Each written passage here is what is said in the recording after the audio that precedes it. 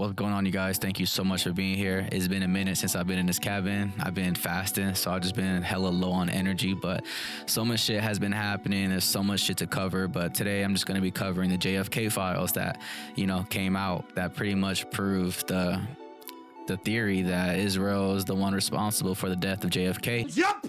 But this video is not going to be too much in depth, like with everything, in regards to the documents. I'm just going to be going as fast as possible because who got time to sit through a whole hour video? So I'm going to try to make this as fast as possible. But before I start the video, I just want to say rest in peace to that little 15-year-old boy who got killed in Oakland. The boy who didn't want to give up his backpack, and he got shot 4 times in the chest. So I'm gonna cover that very quickly if you guys don't mind. But yeah, so this is the boy right here. Friends say Oakland 15-year-old killed en route to soccer practice in attempted robbery, and it's just really unfortunate because a lot of times people just don't want to give up their belongings when they're getting robbed. But in this situation, I wish he would have just gave up his backpack because he'll still be here right now.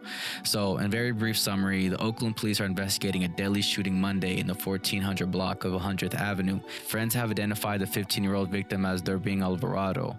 They say an attempted robbery may be the motive. Authorities have not provided suspect information or if anyone has been arrested.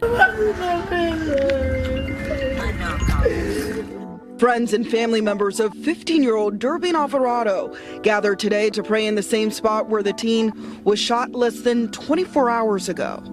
Él era mi niño. Él era mi tesoro, mi precioso. Durbin Jose Alvarado is Durbin's dad. He says his son was his kid, his treasure. And once the killer's prosecuted, the sophomore at Cristo Rey de la Salle was walking with a group of 4 friends on 100th Avenue yesterday around 4 o'clock, heading to soccer practice when they were approached by 2 men. Next thing you know, some guy comes up with a gun, and he tells my friend to take off his backpack or he's going to shoot him. Durbin's friends say he tried to defend himself and was shot 4 times. Aaron and others took cover at a nearby neighbor's house who let them in. I had to cover my ears, it was quite loud, but I didn't know what to do. I still don't believe what's happened, but I just had to run. I was just really scared. Friends are still trying to make sense of the tragic loss. It's hard to accept that he's really, really gone. And he was just the most genuine and important person to have as a friend in my life. I can't believe that his life just went blank after an instant just because he was going to practice and just because of a backpack.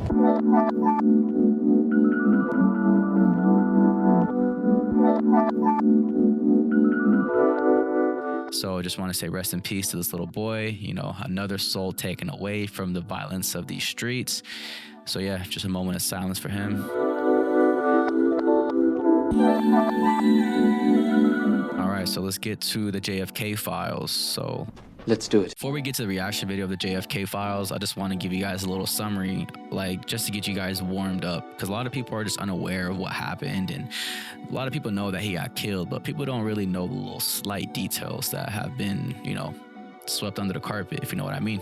There's too much dirt under the carpet. So John F. Kennedy was one of the most interesting presidents we had because he directly challenged Israel's growing influence in American politics, pushed hella hard against their secret nuclear weapons program at Dimona, and even pressured Israeli leaders to allow inspections, something they strongly opposed. But JFK didn't stop there. He honestly pushed back on the growing number of AIPAC. And I also did a video about AIPAC, which stands for the American Israel Public Affairs Committee. But back then it wasn't called AIPAC. I believe it was sugar-coated to something else, but it wasn't as powerful as it is today. So JFK wanted it to be registered as a foreign agent, which would have limited its influence in Washington and exposed its foreign ties. So this is what created a real problem, because Israel was trying to build its influence inside the United States government, and JFK was like, nah fam, we ain't doing that, we finna block the path, right? So now here's where things get a little deeper. So at that same time, Kennedy was also at odds with the CIA, which a lot of people believe that it's also owned by Israel and shit like that, but we will save that for another time. So after the Bay of Pigs disaster in Cuba, he vowed to splinter the CIA into 1,000 pieces. Literally, quote, that's what he said. He didn't trust the intelligence committee, and some say that the CIA didn't trust him at all. So now you've got a president going after 2 powerful forces, the CIA and the pro-Israeli influence in Washington. So he had a big ass target on his back. Big symbols, make big targets. And suddenly he's assassinated. So the official story blames Lee Harvey Oswald, like the man who supposedly killed him.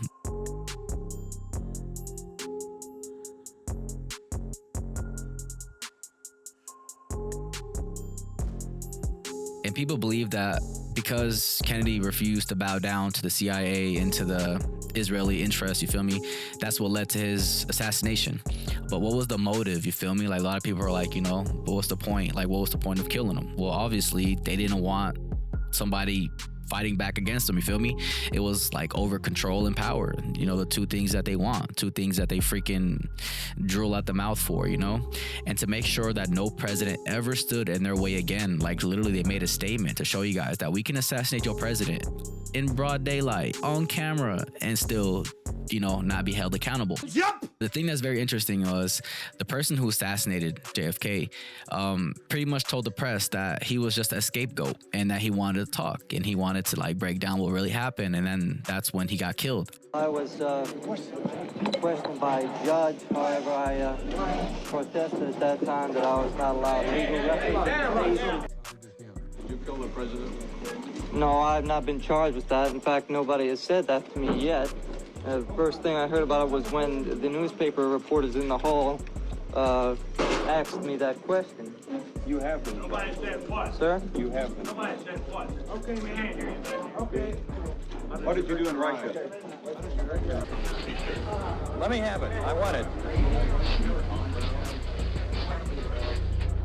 Being let out by Captain Fritz. There is the person. There is Lee. He's been shot. He's been shot. Lee Oswald has been shot. There's the man with a gun. Absolute panic. Absolute panic here in the basement of Dallas Police Headquarters. Detectives have their guns drawn. There is no question about it. Oswald has been shot at point-blank range, fired into his stomach. He is shot. He is shot. Oswald. It is Oswald. Was that the man that shot the man, or do you know? That is the man that shot the man. Documents declassified in recent years don't really give us a smoking gun, but they do show the tensions between JFK, Israel, and the CIA, which was, you know, real. You know, people just thought it was cap, but it's true. So the question is, was Kennedy killed because he stood up to the wrong people? You know, that's for you to decide, you feel me? But yeah, let's get to the reaction video. JFK files have officially been declassified, and the CIA's alleged involvement and subsequent cover-up has them being viewed as one of the most evil organizations in the history of the United States. And we'll even hear JFK's nephew, RFK, talk about why the CIA seemingly hated JFK so much. It's actually interesting. I really met him in real life when I was working at the Courtyard Marriott in downtown Oakland. Like, he came to check in and I couldn't believe it. Like, not even my managers told me that he was going to pull up. I just remember at the front desk answering phones, and yeah, he showed up and I'm like, oh shit. He's like checking in. I'm like, what? He was hella scary. Like, he had no face expressions. Like, that man was there just for business. You feel me? Like, I remember I was like smiling at him and I'm like, you know, pleasure to meet you, And he was just like looking at me like I'm crazy. You're not supposed to show attention to high profile people when they pull up to the hotel, because, you know, you just can't show attention because, yeah, like imagine he's in downtown Oakland at our hotel, 988 Broadway. Like, it gets crazy over there. And for him to be there was like, I was like, damn, this is crazy. But yeah, moving on. Take the CIA and shatter it into 1,000 pieces and scatter it to the winds. JFK was the last president to get assassinated, but the details around it have always been questioned, not only by people who are dismissed as conspiracy theorists. It's been questioned in major Hollywood movies like Oliver Stone's JFK. Specifically around the details regarding how many people were involved in the actual incident. Was there a cover-up? And was there even something more sinister at play that caused all of this? Yep! And emphasizing the reality that the world is actually much more darker than we ever could have imagined. So there's been a ton of documents released, and it's gonna take a while for people to comb through every single one. But the most shocking thing that I've been able to personally come across is this document about a gentleman named Gary Underhill, all right? And this gentleman is alleged to have been connected to the CIA, and the day after the situation with JFK happened, it says that he left Washington in a hurry. Late in the evening, he showed up at the home of friends in New Jersey. He was very agitated. A small clique within the CIA was responsible for the, according to him, he confided, and he was afraid for his life and probably would have to leave the country. Less than 6 months later, Underhill was found deleted to death in his Washington apartment. The coroner ruled this a self-deletion. The controversial part is not that he said this and then died, it's how he died. The detail that's disturbing about this is even though this was ruled a self-deletion, he passed of a gunshot wound behind his ear. That's right, this gentleman self-deleted himself by positioning back here. Stop the cap. If a sketchy self-deletion sounds familiar, it's because this sort of stuff has happened before. Outside of the obvious Epstein files and some other things that have happened, this directly reminded me of a situation with a gentleman named Gary Webb, who also blew the whistle on the CIA in the 80s and early 90s because he alleged that they were allowing cheap to flood American streets so that they could fight the communists in Nicaragua. And if you don't believe me, listen to this documentary that Vice put together around the details surrounding his death. Webb and the San Jose Mercury News often maintain that Dark Alliance was intended as the beginning of an investigation that larger newspapers with more resources could then continue. But what actually happened was that instead of investigating the CIA, major papers like the LA Times, Washington Post, and New York Times all attacked Webb himself. Webb was eventually hounded from his job and found himself unable to work as a journalist. He died by suicide in 2004. So instead of his groundbreaking story making waves within the news cycle, he was ousted of a job and tragically passed. And the shocking part about that is the details around his alleged self-deletion. He was twice in the face. This was covered by multiple media sources at the time of his death, including the LA Times, but that doesn't make sense. Getting shot twice in the head, like, imagine you have a gun and you try to self-delete yourself. That one shot that goes off, you're done. How are you going to press it twice? You feel me? So that doesn't make any sense to me. This article clearly says that Webb deleted himself with 2 shots to the head. So needless to say, this will lead many to believe that the Gary Underhill report from the JFK declassified files is likely true. But why would our own CIA want JFK taken out? Well, interestingly enough, RFK, JFK's nephew, actually answers this when he was on Joe Rogan's podcast. My uncle, John Kennedy, did that. He refused to go to war. So he was surrounded by military-industrial complex, and he learned very early on, and an intelligence apparatus, that he realized early on that the purpose of the CIA and the intelligence apparatus was to create a constant pipeline of new wars for the military-industrial complex. Why would the military-industrial complex have an axe to grind? Well, the military accounts for around $1 trillion, upwards of $1 trillion of our budget today. And much of that, people would argue, is bureaucratic waste in ways, meaning that it's not just going to soldiers' salaries and making sure veterans are taken care of. Oftentimes, that goes to $300 toilet seats, which was a real story that was covered. Sheesh. And so there's already some bureaucracy built in. The military-industrial complex is all the private companies, American private companies, that make weapons for the military when there's war. So if there are constant wars, these private American companies end up making money because they have to make more and more weapons for the military. And oddly enough, those are probably being spent at a surplus, meaning that they're probably paying really good money for these American companies to make said American weapons. What's really interesting about this whole industrial complex within the military and stuff like that, we're all aware that we give billions and billions of dollars to our allying countries, such as Israel, Ukraine, and, all these other countries that, we don't really talk about, but, we give a lot of money to them. Most of the time we're giving them military weapons, we're not actually giving them cash, you feel me, or oil or anything like that. We're giving them military weapons, guns, jets, warships, etc., etc. But most of it is just recycled ARs, like AK-47s, shit that we don't even use anymore, that's been sitting in the freaking warehouses for God knows how long. So it's really interesting to know that we are making so much money from these military weapons that we are giving to our allying countries that we assume that we're giving them cash, but we're not giving them cash. So the reason why I'm bringing this up, because there's like this recycling of weapons, you feel me? And we need wars for these private corporations and for these military complexes to make money, you feel me? They need issues in the world, you feel me? Like violent issues to make money, you feel me? So right now with this whole Israel and Palestine thing going off, like just imagine how much money these corporations are making. Whole lot. But yeah, moving on. And 2 months later, the military and intelligence came to him and said, we got to invade Cuba. And he was like, I'm not going to Cuba, and I'm not going to let the military. And they said, well, we got all these Cubans trained, and they're going to go attack Castro. And he said, well, we can't, the U.S. government can't be doing that. We can't be attacking. I don't like what Castro's doing down there, but it's not the United States' job to dictate what kind of governments other countries have. We're not going to do it. And he stepped out of that meeting, and he realized they had been lying to him and trying to trick him. And he said, I want to take the CIA and shatter it into 1,000 pieces and scatter it to the winds. JFK, according to RFK, wanted to get rid of the CIA. The CIA is an agency with a ton of power, and they're there to provide intelligence. They're basically spies. So they're working with covert agents, they're getting information, and they're feeding it back to the government in terms of how they should deal with other foreign actors. So some people believe the CIA stands for Central Intelligence Agency. I really feel like it stands for Central Israeli Agency. You feel me? Because, you know, they always get their hands tied up with America. So I wouldn't be shocked if that's what it stands for. that still raises the question, why would JFK want to dismantle the CIA? Well, John Harris, oddly enough, did a video explaining and exploring some of these reasons. This cover and deception plan to make attacks on American targets, fake attacks that will be blamed on Cuba to raise tensions between the US and Cuba to justify an invasion. Same thing they did with 9/11.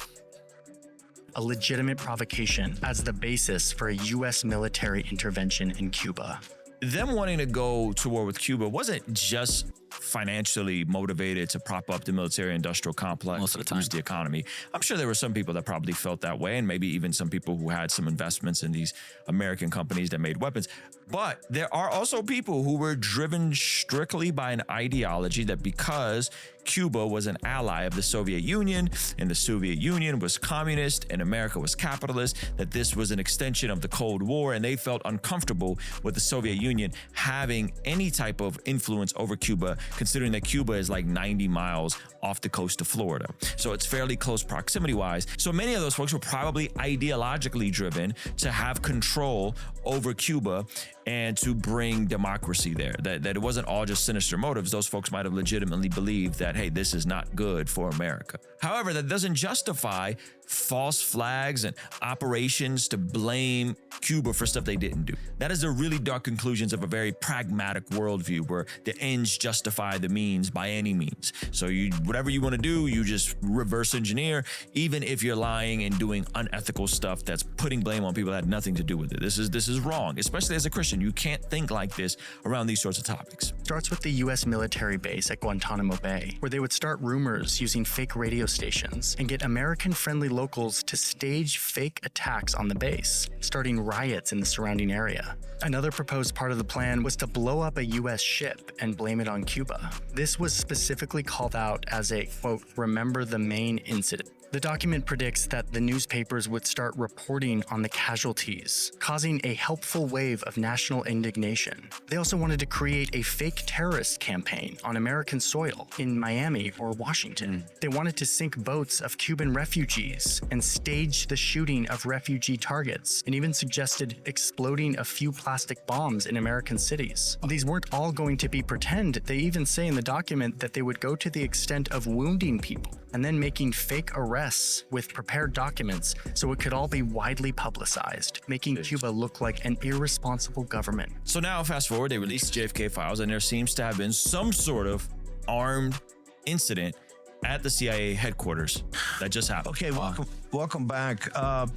Looks like activity. We don't have a lot of details. We're showing you a live shot of the headquarters of Central Intelligence in Langley, Virginia. That's in Northern Virginia. It looks like a police presence. There's some barricade up.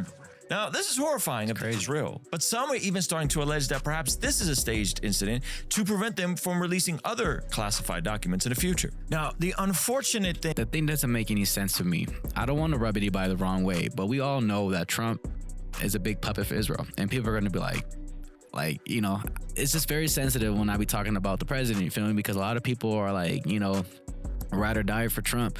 But I don't know if y'all been seeing, but he is massaging the shoulders of Netanyahu. I don't know if you guys saw that clip of him like pushing the chair for him, you know, like treating him like a king, having him come speak within our own borders, you know, and then getting a freaking applause from all the Congress people. Like, it's crazy. Like, this man is literally the freaking Hitler of our time, and we're letting this man come to America and speak in our government buildings as if he is the president of the United States. So I know it's a very touchy subject because people think that, you know, Trump is his own man and he doesn't need to follow the rules of Israel and stuff like that. But even Israel said that Trump is the best friend that they had ever. So I don't know. It kind of shows you that maybe he's being paid a lot of money by Israel. You know what I'm saying? Because money talks. You follow the money. You feel me? But at the end of the day, like, I respect Trump as a person, but I don't respect him as a president, because we are seeing that he's not pulling the strings. You know, he's not allowed to pull his own strings, in my opinion, because, you know, he's being controlled by the people that we're talking about, the same people who killed JFK. But it's just my opinion. You feel me? I'm not saying this is truth. This is not, you know, facts. It's just shit that I feel makes a lot of sense. Thing about a situation like this is people are always trying to disperse blame. You'll see a lot of stuff trending on the internet with connections to Israel and Israel's deep state being secretly behind the JFK situation. The sad part about this is folks will ignore all the other references to the other country in this document that was released today. Over 200 references to the Soviet Union, 50 to 100 references to Cuba, and 10 to 20 references to everybody, including our allies like France, the United Kingdom, and West Germany. Speaking of France, I don't know if you guys seen, but they want their Statue of Liberty back in New York. I didn't even know that shit was from Paris, but for them to be telling Trump, hey, we want our Statue of Liberty back, that's crazy. Like, imagine New York without that shit. Like, what would they replace it with? You feel me? A pizza. Human brain is always trying to make sense of the unthinkable. In a situation like this, we see a president who was executed and was caught on camera, and so we're trying to make sense of who's secretly behind this and what operation is doing this. And right now, it's a popular time to hate on Israel, if we're honest. Now, that's not an endorsement or a dismissal of some of the issues happening in the Middle East, but I think the point of all of this is not to try and find someone to put the blame on. I think the point in all this is to see a situation like this as a mirror to the state of humanity. So that's the end of that. I know this wasn't a really like in detail, you know, synopsis of the JFK files. I might do some more videos. I just didn't really get a lot of time to like plan it all out, to be honest, because again, I'm fasting. I just been having like no energy and shit, but I really want to get deeper in this because I feel like we can learn a lot about these files and how it connects to the evil control of Israel. You feel me? Like, it's crazy because like that's all we've been hearing a lot lately. Israel, Palestine. Like, I know like this whole world doesn't revolve around, you know, these two countries, you feel me? But Israel is really putting a stamp on America right now, and they are trying to claim this territory as theirs. Like, they are literally going to use America as their backbone for all their wars, all their political agendas. I'm telling you, like, this is the new Zionist movement here in America. Like, America has always been controlled by Israeli strings, you feel me? But right now they are letting us know that they don't care anymore. They don't need to hide it. They are literally showing us that, hey, we can do all this right in front of y'all faces. We can release the files and still like, y'all can't do nothing about it type shit. But, you know, at the end of the day, God is the one that's in control, you feel me? We can't act like, you know, they are this indestructible force. You know, they are eventually going to collapse. You feel me? Like, the narrative is shifting towards the truth, and we all know that Israel is losing the narrative. You feel me? But I could be wrong, you know what I'm saying? But I just want to say thank y'all so much for being here, and at the end of the day, let's just always try to find the truth, because the truth will set you free. Even if it doesn't set you free, it will lead you to the path. You feel me? Because at the end of the day, that's what should matter to you, finding the truth, because we're living in a world like combined with truth, but also injected with a million lies. The deception, the betrayal. But yeah, that's enough of me talking. Thank y'all so much for being here. Hopefully see you on the next one.